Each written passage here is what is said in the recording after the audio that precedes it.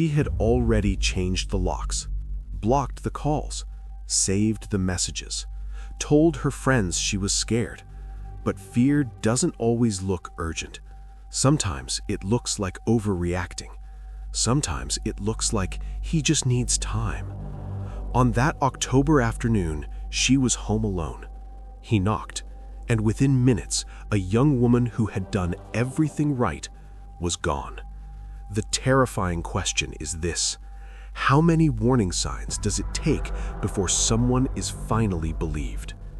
Stay with us, because what happened to her didn't begin with violence. It began with control. Welcome to Unimaginable True Crimes. Here, we expose the unimaginable, one case at a time.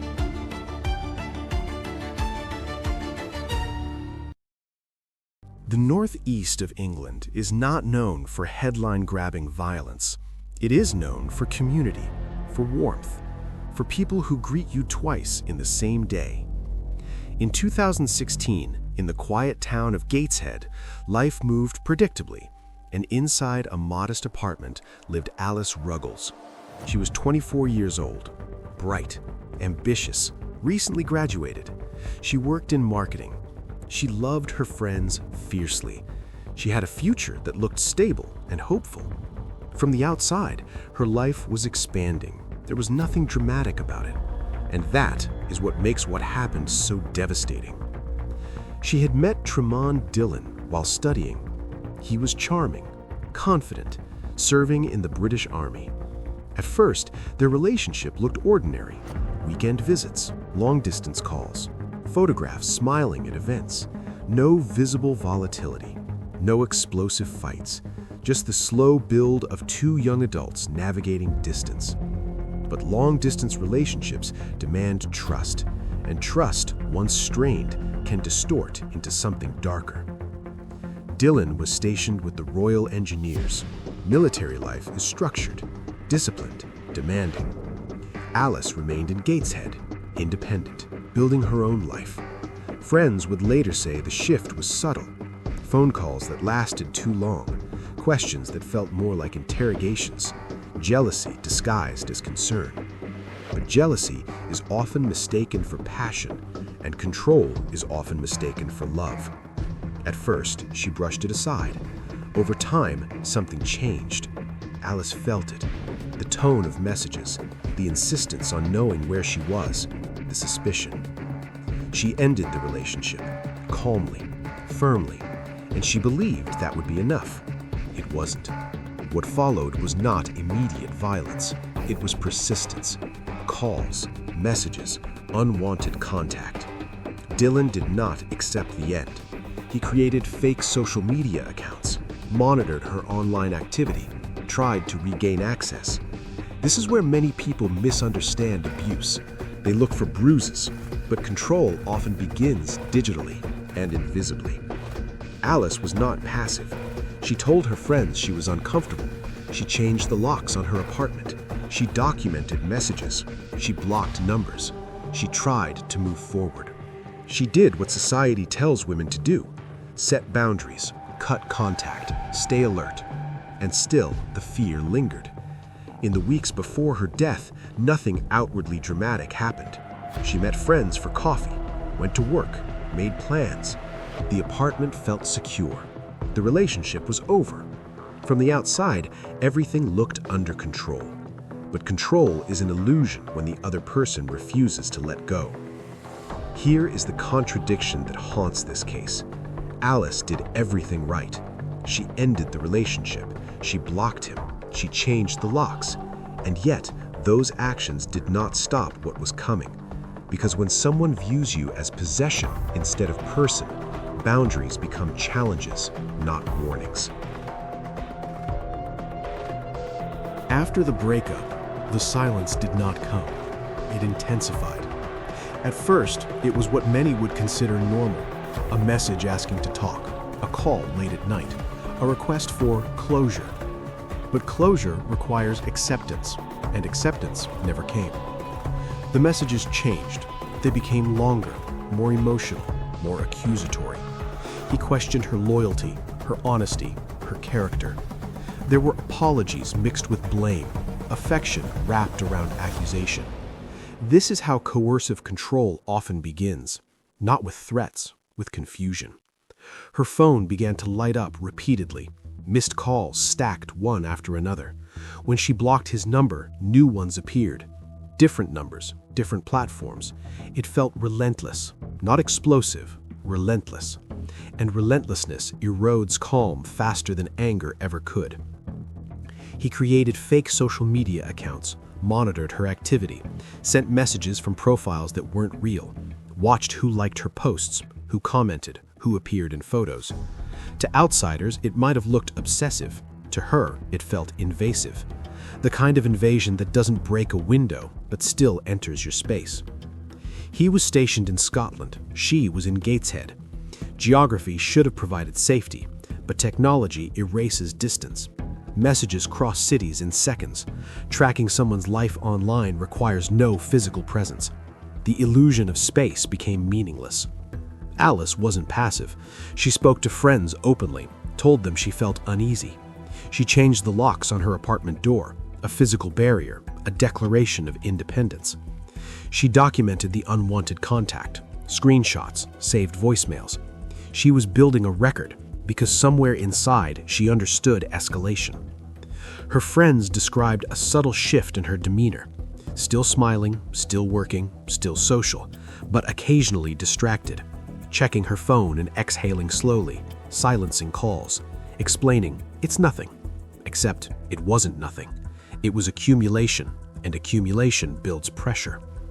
At one point, he traveled without warning, appearing near her city, attempting contact in person. This was no longer digital persistence. It was physical movement, crossing miles to reinsert himself into her life. The distance she believed was protective had dissolved, and that realization changed everything. Alice sought advice. She spoke about her fear, but stalking is difficult to frame when it hasn't yet crossed into visible violence. Authorities require thresholds. Threats must be explicit. Evidence must be immediate. Persistence alone often sits in legal gray space, and gray space is dangerous because it allows escalation room to grow. In his messages, patterns emerged. He spoke of ownership, of how much he had invested, of how she owed him conversation, entitlement disguised as heartbreak. This is where many warning signs are misunderstood. Obsession is interpreted as devotion, intensity as passion, but intensity without consent becomes control, and control without consent becomes threat. As October approached, the communication intensified. He demanded to talk in person, said he needed answers, said he deserved closure. She refused, calmly, repeatedly. That refusal was not dramatic, it was firm, and firmness when faced with entitlement can trigger unpredictability.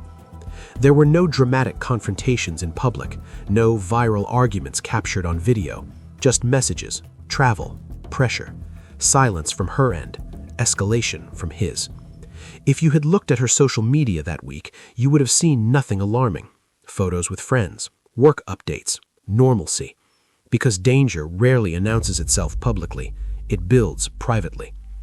Looking back, people ask, could something have been done sooner? But hindsight sharpens clarity. In real time, behaviors are often minimized. He's just upset. He'll calm down. It's over now. The problem is not that warning signs didn't exist. It's that they were subtle enough to dismiss, until they weren't. In the final days before October 12th, something felt unstable. She sensed it. She told friends she was uncomfortable, but discomfort does not always justify immediate protection, at least not legally. The system often waits for escalation, and escalation was coming. He decided to travel, again, without invitation, without announcement. The physical distance collapsed completely, and the illusion that changed locks could prevent confrontation dissolved. October 12th, 2016. It was an ordinary Wednesday, the kind of afternoon that blends into memory. Cloudy skies over Gateshead, light traffic, nothing dramatic. Inside her apartment, Alice Ruggles was alone. She had already changed the locks, already blocked the numbers, already drawn her line in the sand. When the knock came, it wasn't expected, but it also wasn't entirely surprising, because escalation had been building. He had traveled from Edinburgh, hundreds of miles, unannounced, without invitation. Triamon Dillon stood outside her door asking to talk. Just talk. No threats shouted, no forced entry, just persistence. This is what makes the moment so haunting. There was still space for de-escalation, still a window for choice.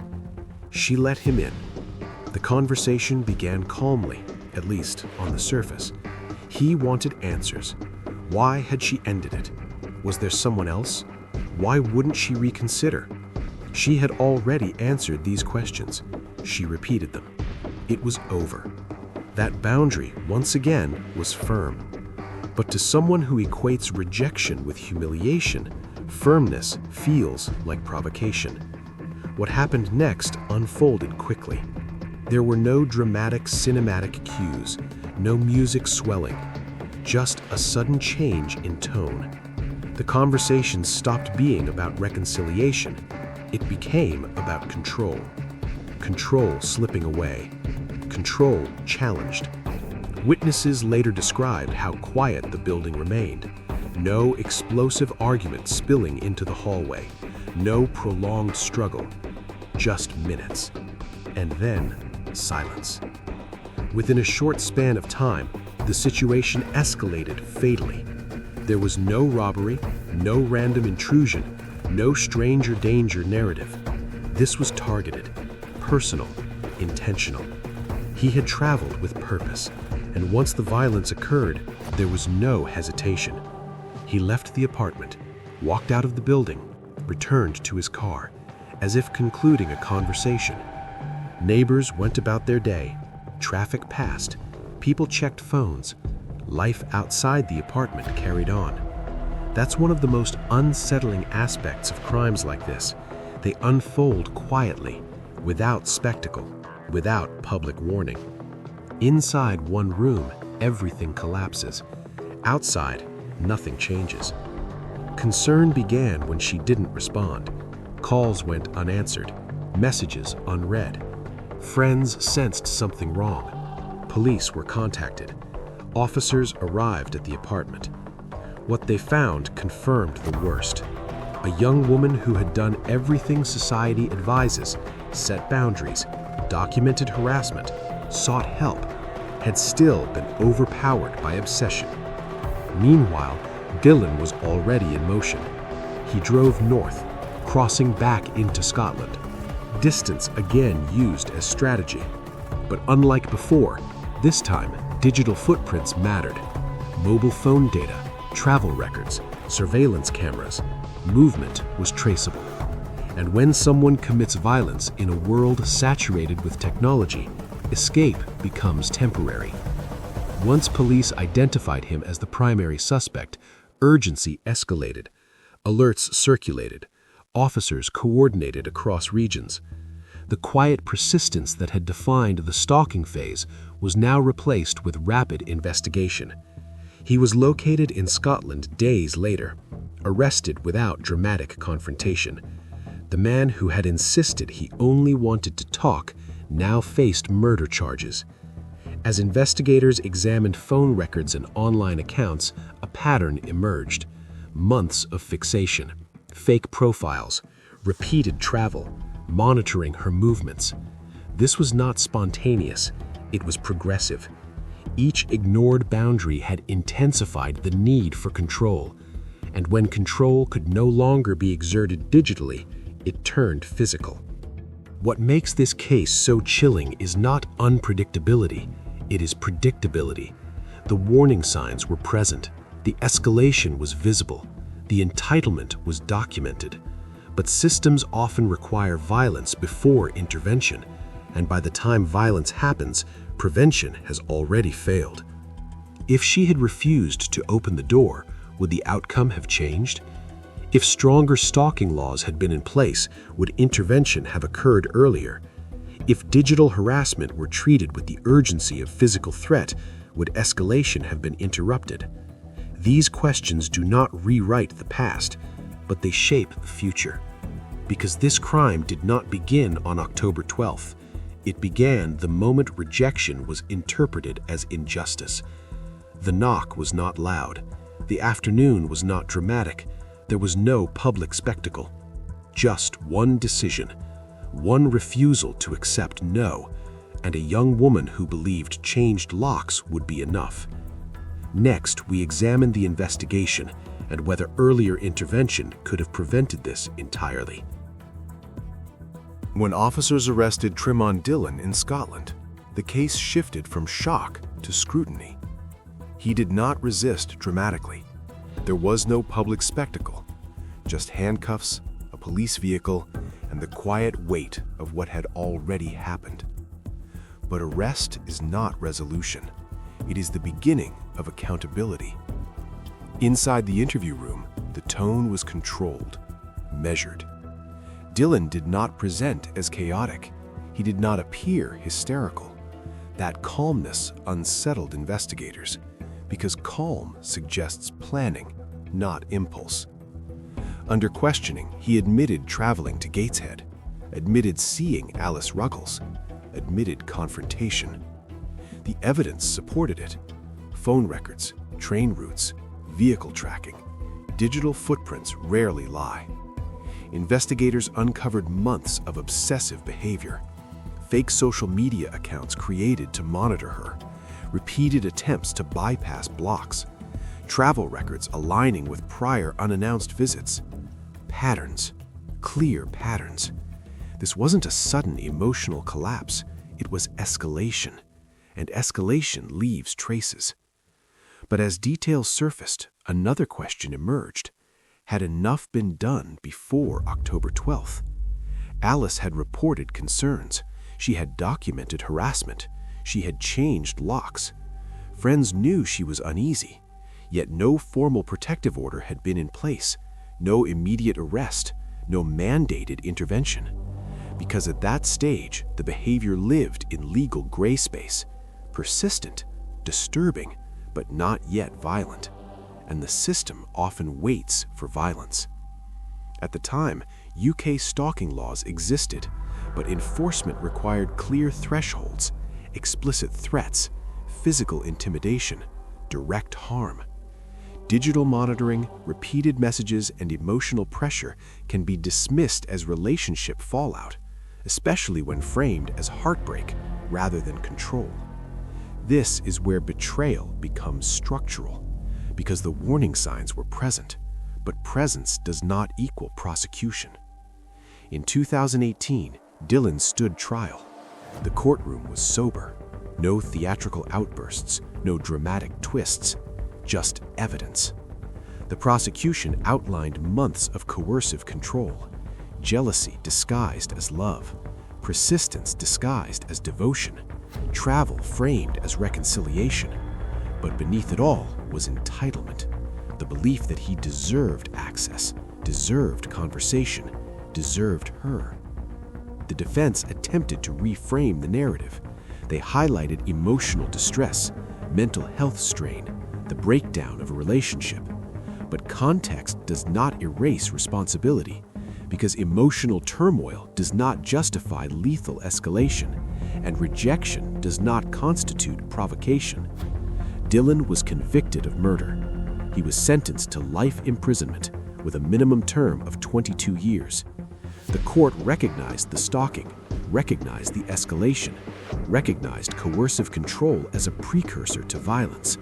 But recognition arrived after irreparable loss, and that timing matters, because legal acknowledgement cannot function retroactively as prevention.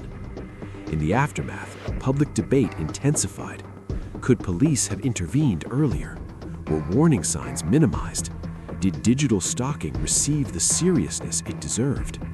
The investigation itself was thorough after the crime. Rapid identification, swift arrest, strong prosecution. But prevention is different from response, and prevention requires belief. belief that fear expressed quietly still counts. There was no corruption, no cover-up, no ignored confession. The betrayal in this case was not overt misconduct, it was systemic inertia. The reality that stalking often escalates faster than systems adapt. The reality that persistence is frequently trivialized until it becomes fatal. Alice's case became part of a larger conversation in the UK about stalking legislation, about coercive control, about recognizing digital abuse as a real threat. Training improved, awareness campaigns expanded, law enforcement frameworks shifted. But reform is reactive. It grows from tragedy, and that is a painful foundation. For officers involved, the case was straightforward after the fact. Evidence was strong, confession aligned, but hindsight leaves residue. Because when patterns are visible in retrospect, the question is always the same. Could we have seen this sooner? Do you believe investigators got this right, or did they miss something? Was the system functioning as designed, or is the design itself flawed when it comes to stalking and coercive control? Because the final chapter isn't about legal procedure, it's about legacy, and whether one life lost can prevent the next escalation before it reaches a locked door. When the sentence was handed down in 2018, the courtroom felt heavy. Not dramatic, not explosive, just heavy. Tremont Dillon received life imprisonment with a minimum term set before parole eligibility. The judge acknowledged the months of stalking, the coercive control, the deliberate travel, the escalation. It was recognized in legal language, but legal language does not restore life. For the family of Alice Ruggles, the sentence marked an end to proceedings, not an end to loss. Courtrooms close, headlines fade, but grief reorganizes daily life permanently. Birthdays feel different, holidays carry absence, ordinary moments become reminders. And in that space, families face a choice: withdraw quietly or speak. Alice's family chose to speak. Rather than allowing the story to be defined solely by violence, her family focused on awareness. They highlighted stalking, coercive control, the slow build of obsession that too often precedes fatal outcomes. Because Alice had reported fear, she had changed locks, she had blocked numbers, she had done what society instructs women to do. Yet the system still required escalation before decisive action. That gap became their mission. Alice's case became part of a broader national dialogue in the UK about how stalking is recognized, about how coercive control is prosecuted, about how digital harassment is treated. The conversation began moving from relationship dispute to pattern of escalating behavior. That distinction matters, because minimizing obsession as heartbreak delays intervention, and delay can be fatal. Her name began appearing not just in headlines, but in training discussions, workshops, advocacy campaigns, police briefings. The story was no longer just about one afternoon in October. It was about recognizing patterns early, believing discomfort before it becomes emergency, understanding that just talking can mask entitlement. The apartment where the crime occurred eventually returned to normal occupancy. New tenants, new routines, new life. But for those who knew the story, it became symbolic, not of danger, but of vulnerability. Because it shows how safety can be compromised, not by strangers, but someone once trusted. That betrayal changes how people perceive relationships and how they assess warning signs. Even with conviction and reform discussions, certain questions linger. At what point should stalking legally trigger immediate protection? How many messages are too many? How many uninvited visits constitute credible threat? How do we measure obsession before it crosses into violence? These are not abstract debates. They are policy decisions that determine timing, and timing can mean everything. Alice's story forces a difficult truth. Violence often follows escalation. Escalation often follows entitlement. Entitlement often follows rejection. When someone refuses to accept no, the risk shifts from emotional discomfort to physical danger. But that transition is not always recognized early enough. True crime has a tendency to focus on perpetrators, on psychology, on motive. But the legacy here belongs to her, a 24-year-old woman with a career ahead of her, friends who trusted her strength, family who loved her unconditionally. She is remembered not as a statistic, but as a person whose boundaries were ignored and whose voice continues through advocacy. Imagine her locking the door that afternoon, believing it was enough, believing the boundary would be respected. That image is what lingers, not courtroom scenes, not headlines, just the quiet moment before a knock at the door. She changed the locks, blocked the calls, asked for help, and still he believed he was entitled to enter. If this story held your attention, like the video, subscribe to Unimaginable True Crimes, and turn on notifications so you don't miss the next investigation. Your support helps these stories reach people who need to hear them.